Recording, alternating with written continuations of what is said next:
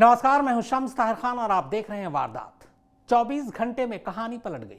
गुरुवार की सुबह उज्जैन में विकास दुबे की गिरफ्तारी की खबर से हुई, तो शुक्रवार की सुबह कानपुर में एनकाउंटर में उसकी मौत की खबर से हुई।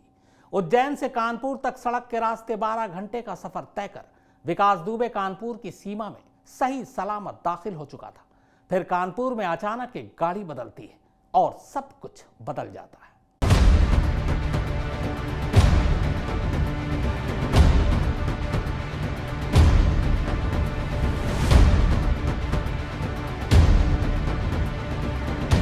हम लोग अपने साथियों की शहादत को वेस्ट नहीं जाने देंगे।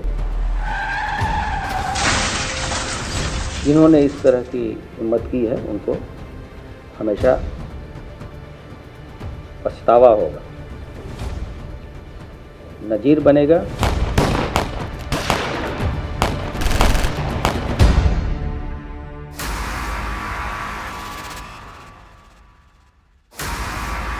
ये कानपुर के 12 जोड़ टोल प्लाजा की तस्वीर है। इस टोल प्लाजा से विकास दुबे को लेकर जा रही 3 गाड़ियां दिखाई देती हैं। एक काली स्कॉर्पियो, दूसरी सफेद टाटा सफारी और तीसरी सफेद TUV 300। हालांकि उज्जैन से जब यह काफिला चला था तब काफिले में 4 गाड़ियां थी। चौथी गाड़ी इनोवा थी। इनोवा MP पुलिस की थी जो UP बॉर्डर से वापस लौट गई। उज्जैन से जब काफिला चला था तब विकास दुबे इनोवा कार में ही बैठा था, मगर UP बॉर्डर आते ही उसे इनोवा से निकालकर सफेद टाटा सफारी गाड़ी में बिठा दिया गया।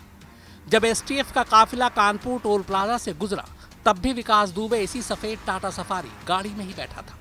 यानी UP बॉर्डर में दाखिल होने के बाद कानपुर पहुंचने तक विकास दुबे इसी टाटा सफारी में था। कानपुर के 12 जोड़ टोल प्लाजा से आज तक की टीम लगातार विकास दुबे की गाड़ी का पीछा कर रही थी, मगर कानपुर टोल के बाद अचानक STF की 3 गाड़ियों में 2 और गाड़ियां शामिल हो जाती हैं।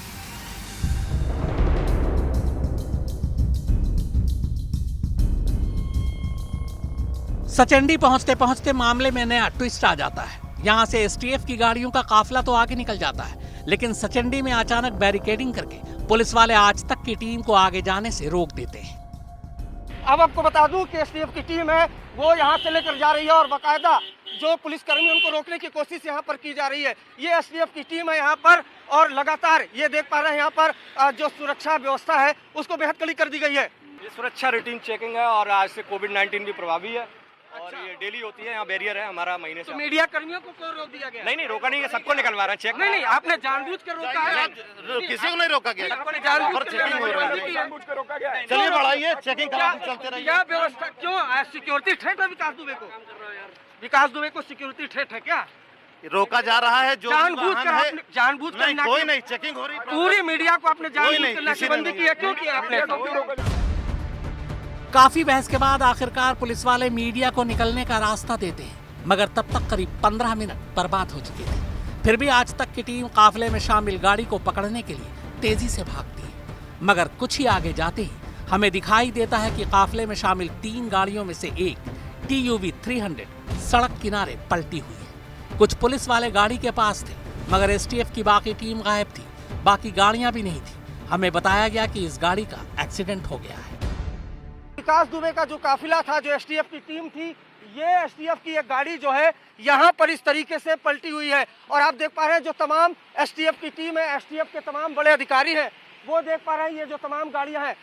ये पूरा काफिला था जो विकास दुबे को उज्जैन से लेकर आ रहा था, लेकिन गाड़ी यहाँ पर आप देख पा रहे हैं, ये गाड़ी यहाँ पर पलट चुकी है। यहाँ पर चूंकि कानपुर टोल प्लाजा पर आज तक की टीम विकास दुबे को टाटा सफारी में बैठा देख चुकी थी, लिहाजा पहले हमें यही लगा कि विकास दुबे ठीक है और दूसरी गाड़ी में है, मगर अब चौंकने की बारी हमारी थी।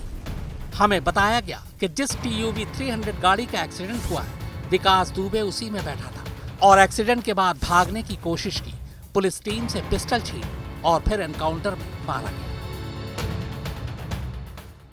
STF की गाड़ी पलट गई और पलटने के बाद से उसके बाद से उसने पुलिस की वेपन छीनने की कोशिश की, भागा।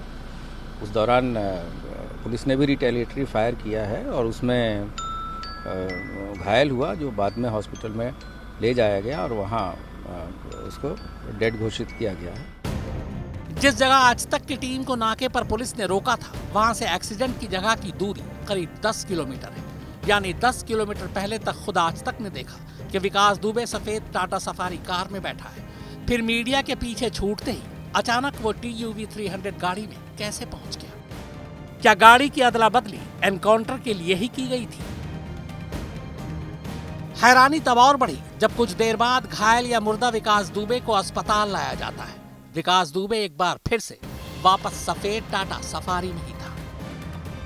अब आइए जरा महिंद्रा TUV 300 गाड़ी की पड़ताल करते हैं। पुलिस के मुताबिक सुबह बारिश हो रही थी और मीडिया के पीछा करने की वजह से गाड़ी तेजी से भगाई जा रही थी। इसी वजह से टायर स्किड कर गया। तेज रफ्तार गाड़ी पलट गई और 50 से 100 मीटर तक घिसटती चली गई। तेज रफ्तार में किसी भी गाड़ी का यूं पलटना और 50 से 100 मीटर तक घिसटना गाड़ी को काफी नुकसान पहुंचा सकता है। पर यहां गाड़ी के सभी शीशे सलामत, गाड़ी के डैमेज होने के कोई निशान मौजूद नहीं। यहां तक कि जिस जगह यह कथित हादसा हुआ वहां उल्टा घिसटने या टायर के भी ऐसे कोई निशान नहीं मिले। हालांकि बारिश की वजह से मिट्टी गीली थी। बाकी आप लोग समझदार हैं, आगे क्या कहें। शिवेंद्र श्रीवास्तव और हिमांशु मिश्रा के साथ अरविंद ओझा, कानपुर, आज तक। उज्जैन से कानपुर तक की दूरी करीब 670 किलोमीटर है। इस पूरे 670 किलोमीटर के सफर में यूपी STF की गाड़ियों के साथ साथ आज तक के रिपोर्टरों की भी गाड़ियां भाग रही थी। मगर रास्ते में ऐसा कई बार लगा कि STF की टीम को मीडिया का पीछा आना अच्छा नहीं लग रहा है। इस पूरे सफर में आज तक की टीम बस आखिरी 15 मिनट में काफिले से दूर रह गई और उसी 15 मिनट में एनकाउंटर हो गया।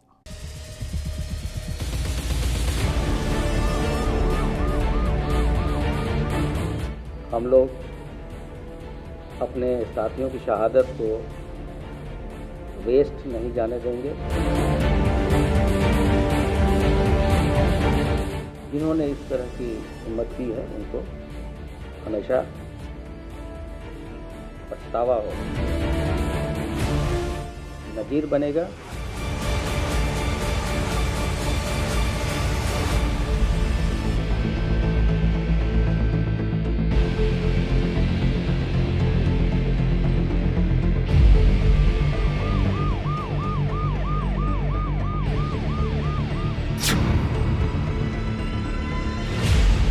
चार गाड़ियों में सवार यूपी STF की टीम विकास दुबे को अपने कब्जे में लेने के बाद कानपुर के लिए रवाना हुई। आज तक की टीम STF के काफिले के पीछे पीछे थी। चार में से एक गाड़ी में बैठा विकास दुबे बिल्कुल निश्चिंत दिख रहा था। शायद उसे इस बात का यकीन था कि जिस तरीके से उसने खुद को पकड़वा लिया है उसके बाद उसकी जान बच चुकी है।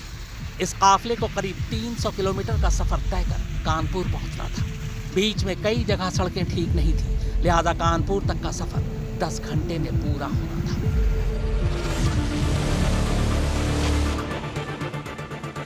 बिना रुके करीब 2.5 घंटे के सफर के बाद STF का काफिला रात करीब 9:30 बजे शाहजहांपुर से पचोर के बीच एक पेट्रोल पंप पर रुकता है। शाहजहांपुर में आज तक के संवाददाता मनोज पुरोहित और प्रमोद कारपेंटर पहले से तैनात थे। काफिले का पीछा कर रहे आज तक के संवाददाता रवीश पाल सिंह और कैमरामैन इरशाद भी अपनी गाड़ी पेट्रोल पंप पर रोक देते हैं। हाँ बढ़ रही है, निश्चिंत रहो, बिल्कुल बिल्कुल। पेट्रोल पंप पर आज तक संवाददाता काफिले को शूट कर रहा होता है। कोशिश विकास दुबे की झलक दिखाने की थी, मगर तभी STF के लोग आज तक के कैमरामैन को शूट करने से रोक देते हैं। वो गुस्से में थे। इसके बाद कैमरा बंद हो जाता है। थोड़ी देर बाद STF का काफिला आगे के लिए रवाना हो जाता है। शाहजहांपुर से करीब 30 किलोमीटर आगे एक टोल प्लाजा पड़ता है। आज तक की टीम अब भी STF के काफिले के पीछे पीछे थी। टोल प्लाजा पार करने के बाद पचोर से करीब 10 किलोमीटर पहले एक ढाबे के बाहर अचानक STF के काफिले में शामिल एक इनोवा कार आज तक की टीम की गाड़ी को ओवरटेक करती है। कुछ इस अंदाज में कि गाड़ी सड़क किनारे रुक जाए। गाड़ी रुक जाती है। STF के कुछ लोग गाड़ी से बाहर निकलते हैं और आज तक की टीम की गाड़ी की चाबी निकाल लेते हैं। इसके बाद कैमरामैन इरशाद के साथ धक्का मुक्की करते हैं। STF के लोग गुस्से में थे। वो नहीं चाहते थे कि मीडिया उनका पीछा करे, इसी के बाद धमकाते हुए वो आज तक की टीम की गाड़ी की चाबी अपने साथ लेकर तेजी से आगे के लिए निकल जाते हैं। हमारी टीम गुजारिश करती है कि चाबी दे दें, मगर वो एक नहीं सुनते। इसके बाद आज तक के संवाददाता रवीश पाल सिंह दफ्तर और सीनियर पुलिस अफसरों को फोन करते हैं। फोन पर एसटीएफ की इस हरकत की जानकारी दी जाती है। आज तक की टीम रात के वक्त हाईवे किनारे बिना चाबी के यूं ही खड़ी थी। थोड़ी देर बाद काफिले में शामिल एसटीएफ टीम को उनके आला पुलिस अफसरों की तरफ से मैसेज आता है। इसके बाद 61 किलोमीटर आगे राजगढ़ के टोल प्लाजा पर वो आज तक के दूसरे रिपोर्टर पंकज शर्मा को कार की चाबी सौंप देते हैं और आगे निकल जाते हैं, मगर ये धमकी देते हुए कि अब पीछा न करें। काफिला पूरी रफ्तार से कानपुर की तरफ बढ़ रहा था। कुछ देर बाद एसटीएफ की गाड़ियां गुना से गुजरती हैं। आज तक के रिपोर्टर विकास दीक्षित काफिले की तस्वीरें कैमरे में कैद करते हैं।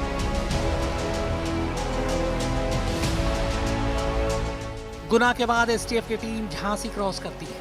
तब भी आज तक के संवाददाता अमित श्रीवास्तव वहां डटे हुए थे। उनके सामने काफिला गुजर जाता है। झांसी के बाद जालौन की बारी थी। जालौन में भी आज तक की टीम डटी हुई थी। अलीम सिद्दीकी एसटीएफ के काफिले को जालौन से गुजरते अपने कैमरे में कैद करते हैं। लेकिन आज तक की टीम उज्जैन से कानपुर के रास्ते में हर उस खास जगह पर मौजूद थी जहां से इस काफिले को गुजरना था। मकसद सिर्फ एक था, विकास दुबे के सही सलामत कानपुर पहुंचने की रिपोर्टिंग करनी। पूरी रात एसटीएफ का काफिला आगे बढ़ता रहा। रात बीती, अब सुबह हो चुकी थी। अब तक सब कुछ ठीक था। सुबह करीब 6:30 बजे एसटीएफ का काफिला कानपुर टोल प्लाजा पर पहुंचता है। मंजिल अब बेहद करीब थी। कानपुर टोल प्लाजा पर आज तक के रिपोर्टर अरविंद ओझा पहले से मौजूद थे। इसी काफिले के इंतजार में अब यहां से अरविंद ओझा एसटीएफ के काफिले का पीछा करते हैं। कानपुर टोल प्लाजा पर पुलिस की 2 और गाड़ियां पहले से मौजूद थी। विकास दुबे के साथ चल रहे 4 गाड़ियों के काफिले में अब ये दोनों गाड़ियां भी शामिल हो जाती हैं। इन 2 गाड़ियों में से एक गाड़ी काफिले के आगे और एक पीछे चलती है। इन दोनों गाड़ियों का मकसद बस एक था, काफिले के बीच में मीडिया की कोई गाड़ी न घुस जाए। मगर आज तक रिपोर्टर अरविंद ओझा काफिले का पीछा नहीं छोड़ते। हालांकि इस दौरान उनकी गाड़ी को खतरनाक तरीके से ओवरटेक भी किया जाता है। एसटीएफ के काफिले में शामिल पुलिस वालों को ये पता था कि आज तक की टीम उनका पीछा कर रही है। लिहाजा कानपुर टोल नाके के आगे एक जगह पर आज तक की टीम को फिर से रोकने की कोशिश की जाती है। लेकिन आज तक की टीम किसी तरह वहां से निकल जाती है। मगर थोड़ी ही दूर आगे पुलिस की बैरिकेडिंग लगी थी। उस बैरिकेडिंग पर चेकिंग के नाम पर आज तक की गाड़ी को रोक दिया जाता है। उस वक्त सुबह के 6:55 हुए थे। जी नवजोत, आप देख पा रही हैं यहाँ पर ये सुरक्षा व्यवस्था है कि यहाँ पर अब मीडिया कर्मियों को रोका गया है एक रणनीति के तहत, ताकि जो काफिला है वो एक अननोन लोकेशन पर ले जाया जा सके। इसलिए जो मीडिया कर्मियों की गाड़ी है यहाँ पर एक रणनीति के तहत रोक दी गई है। करीब 10 मिनट की बहस के बाद आज तक की गाड़ी को आखिरकार फिर से छोड़ दिया जाता है। जानबूझकर कोई नहीं, चेकिंग हो रही है। पूरी मीडिया को अपने जानबूझकर अरविंद ओझा अपनी टीम के साथ फिर से एसटीएफ के काफिले की तरफ भागते हैं। मगर कुछ दूर जाने के बाद ही अचानक अरविंद ओझा की नजर पड़ती है कि सड़क किनारे एसटीएफ के काफिले में शामिल एक गाड़ी पलटी हुई है। मौके पर मौजूद पुलिस वालों से जब पूछा जाता है तो वो कहते हैं कि गाड़ी का एक्सीडेंट हो गया है। इसके बाद पता चलता है कि जो गाड़ी पलटी है विकास दुबे उसी गाड़ी में सवार था। फिर कुछ मिनट बाद ही एक्सीडेंट की असली कहानी सामने आती है। बताया जाता है कि गाड़ी पलटने के बाद विकास दुबे पुलिस वालों के पिस्टल छीन कर भागने की कोशिश कर रहा था और इसी कोशिश में वो मारा गया। बस कानपुर में दाखिल होने के बाद यही वो आखिरी 15 मिनट थे जब एसटीएफ का काफिला आंखों से ओझिल हुआ था। बल्कि यूं कहें कि जानबूझकर आज तक की टीम को बैरिकेडिंग करके रोक दिया गया था और आखिरी के इन्हीं 15 मिनट में विकास दुबे का खेल हो गया। उज्जैन से रवीश पाल सिंह और पंकज शर्मा के साथ कानपुर से हिमांशु मिश्रा और अरविंद ओझा, आज तक।